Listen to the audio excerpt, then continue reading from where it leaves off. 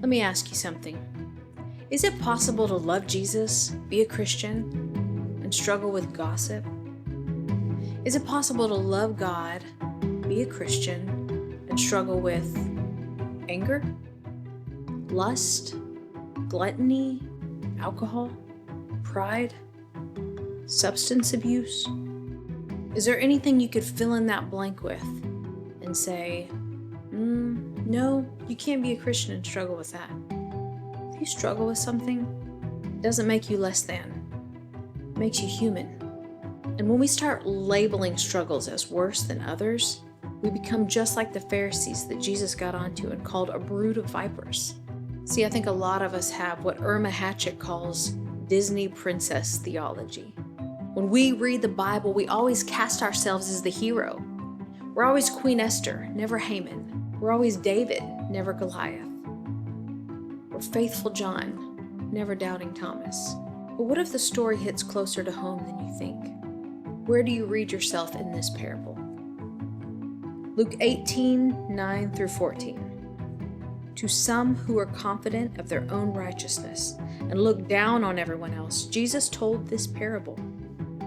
2 men went up to the temple to pray, one a Pharisee and the other a tax collector.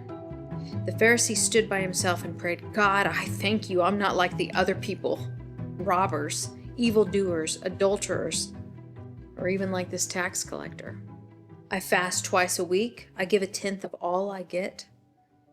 But the tax collector stood at a distance. He wouldn't even look up to heaven, but he beat his chest and he said, "God, have mercy on me, a sinner." Jesus said, "I tell you, this man, rather than the other, went home justified before God." Why? Because if you humble yourself, you'll be exalted. And if you exalt yourself, you'll be humbled. What about the criminal on the cross? What was the criteria for him to enter paradise with Jesus? We know there are at least 2 criminals hanging near Jesus. One was hurling insults at him, and the other said, "Don't you believe in God? We deserve the punishment we're getting." And then he looked to Jesus and said, "Remember me when you come into your kingdom." And Jesus said, "Did you go to church 3 times a week? Did you go to this particular denomination? Were you baptized in water for the forgiveness of your sins? Did you donate 1/10 of all you had? Did you follow all of God's moral code? Did you honor the Sabbath and keep it holy every week? Did you happen to ingest pork or shellfish?" If you know the Bible, you know that that's not what Jesus said. He said, "Today you will be with me in paradise." That's it. Even today, comment sections fill up with arguments about context and theology, people trying to justify why it can't be that easy to earn salvation. To earn salvation. To earn salvation? What's wrong with that statement?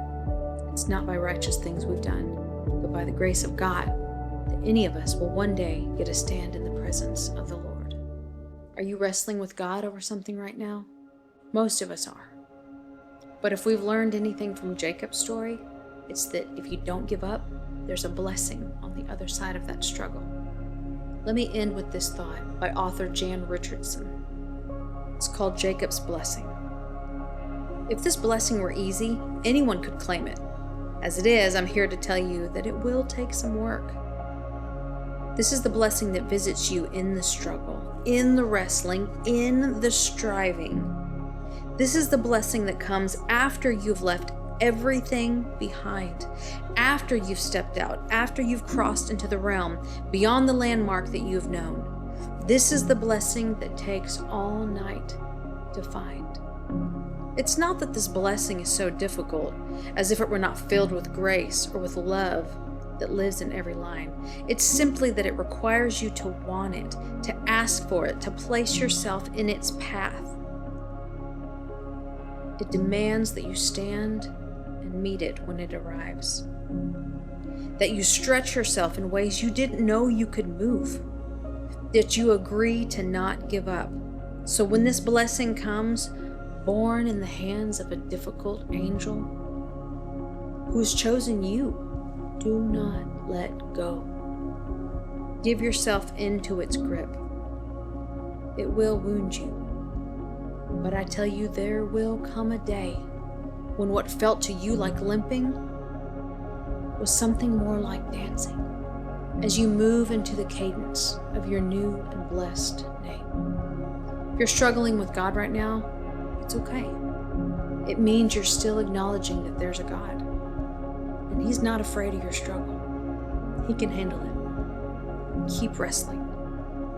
There's a blessing on the other.